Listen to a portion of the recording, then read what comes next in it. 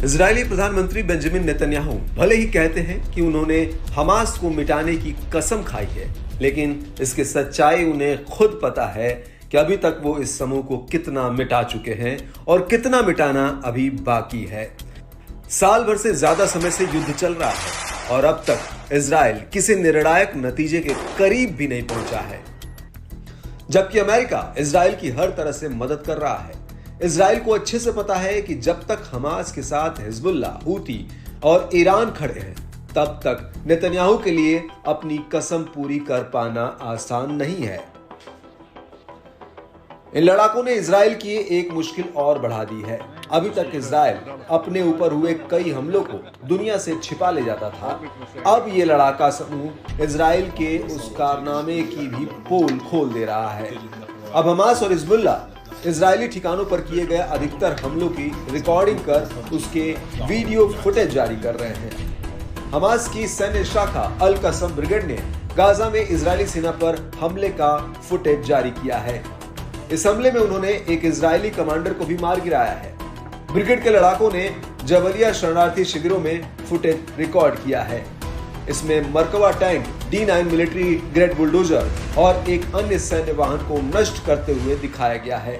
आपको बता दें कि इजराइल ने गाजा में इतना नरसंहार मचाया और कई ऑपरेशन चलाए, उसके बाद भी उसे वहां से तगड़ा जवाब मिल रहा है।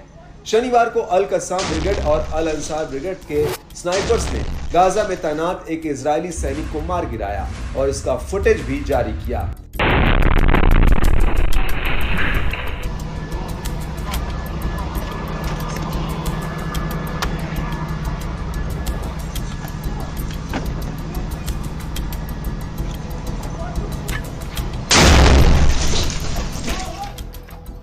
बाद में इजरायली सैन्य कमान ने सैनिक के मारे जाने की घोषणा की। अल कसम लड़ाकों ने गाजा के एक शहर में रॉकेट से भी हमला किया। इससे पहले ही हमास और हिजबुल्ला ने भी इजरायली ठिकानों पर भयंकर हमले किए हैं और इसके फुटेज भी जारी किए हैं। हिजबुल्ला ने तेल अवीव इलाके में इजराइल के महत्वपूर्ण बेस कैंप पर हमले का फुटेज जारी किया है, तो हमास ने सशस्त्र समूह अल कसम ब्रिगेड द्वारा गाजा में इजरायली डिफेंस फोर्स यानी IDF के टैंकों पर हमले का फुटेज जारी किया है। फुटेज में हमास के लड़ाकों को उत्तरी गाजा में IDF के टैंकों पर हमला करते हुए देखा जा सकता है। हमास ने कहा कि IDF टैंकों पर कम से कम 107 रॉकेट दागे गए। सेना और रक्षा क्षेत्रों से रिटायर हो चुके कई अमेरिकी और इजरायली विशेषज्ञों ने इन लड़ाकों की क्षमता पर आश्चर्य भी जताया है।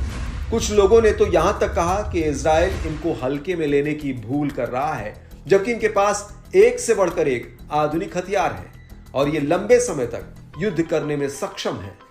इससे तो यही लगता है कि नेतन्याहू को अब हमास को मिटाने की जिद छोड़कर युद्ध खत्म करने के दूसरे विकल्पों पर विचार करना चाहिए। इजराइल के साथ ही ये बात अमेरिका को भी समझनी होगी, जिससे कि विश्व में शांति स्थापित हो सके, क्योंकि इजराइल ने जब भी जितना बड़ा हमला किया है, उसके कुछ दिन बाद ही हमास हिजबुल्ला ने उसके ठिकानों पर और बड़ा जवाबी हमला किया है और आज तक करते आ रहे हैं। यानी इन समूहों के पास न तो हथियारों की कमी है, न लोगों की। हालांकि अब यह भी माना जा रहा है कि लंबे समय से चल रहे इन युद्धों में जल्द ही कुछ बदलाव देखने को मिल सकता है, क्योंकि अमेरिका में सरकार बदल गई है। अभी तक जो भी हो रहा था वो बाइडेन के इशारे पर हो रहा था और अब कमान डोनाल्ड ट्रंप के हाथ में है।